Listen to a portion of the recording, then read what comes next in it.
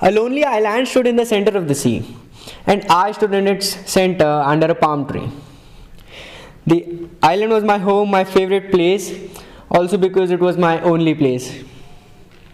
I always loved the beaches on the west and the mighty cliffs in the east higher than the rest. I would cherish the day for as long as I like, for the night wasn't very comforting, if I might. Every evening, when the sun bade farewell, someone looked over straight from hell. It would then bring together all the clouds and fill them with rage, fury, and just plain wrath. But there's no plain wrath, and you know it. It would begin as a drizzle with winds gusting by, and before you knew it was showering already. I'd found my spot under my favorite cliffs to shy away from the storm that it was. Until one day. Until one day when the storm was in a frenzy. It shattered my shelter and hurt my beloved cliff. The cliff fell apart, but there was something else that broke. That night, I stopped looking for shelter. I was angry at that storm that ravaged my home every damn night like it was his own. Or maybe it was his own. What if I was just a stupid little intruder? The island was never mine, but the cliff I loved. And for that I had every right to be mad.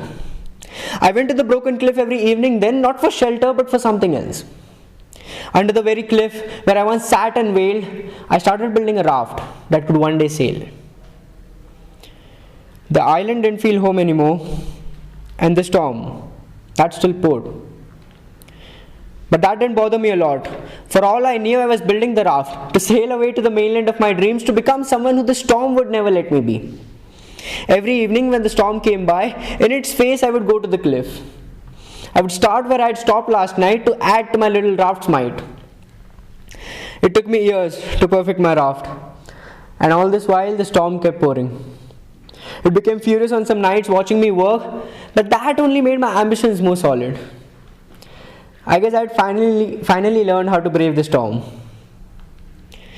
One fine morning, the raft was ready to sail.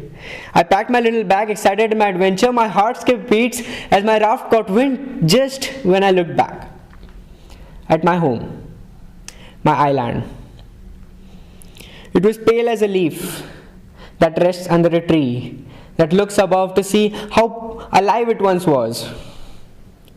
For what seemed like forever, a moment, I paused to remember my life, the tiny better parts of that tragic tale.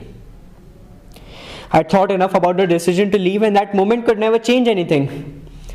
At least that is what I told myself before I moved around to sail away.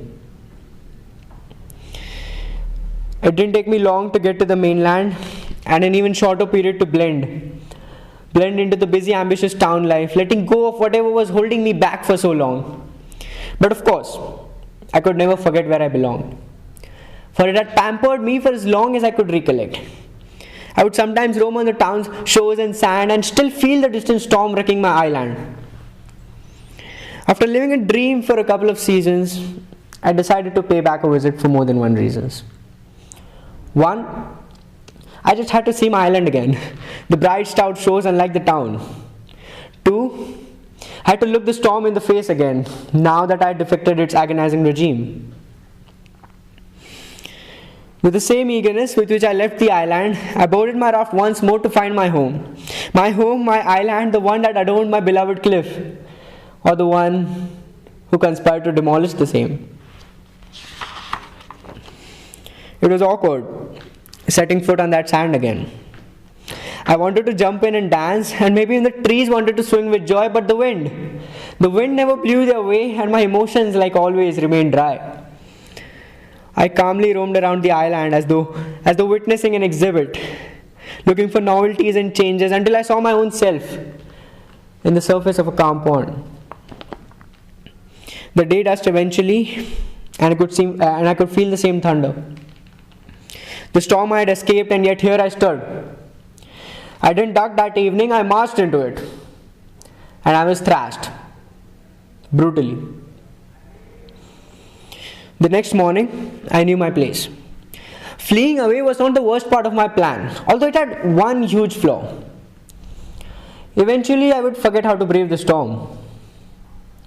Staying back wasn't the wisest choice then, so before the storm could lay its wrath on me again, I gathered my things and memories together, boarded my raft, and set sail for better. Back in town, things seemed more beautiful than before. My friends became more family and my dreams rose more. I started to value what I had, but more than that, I figured out a simple truth. The island nurtured me and helped me grow, but without the storm, I'd still be lying on the cliff. Without the storm, I'd never build my raft. Without the storm, I'd never learn to dream. How could a lonely, timid child become an outspoken figure? How could a lazy daydreamer build his own raft? How could he cross the sea without ever turning back? How could he learn to fight for what was denied? What is often out of bounds for love, hate can sometimes conquer. That said, it's only love that can realize the conquest after all. Thank you, Island. Thank you, Mom. Thank you, Dad. Thank you, Storm.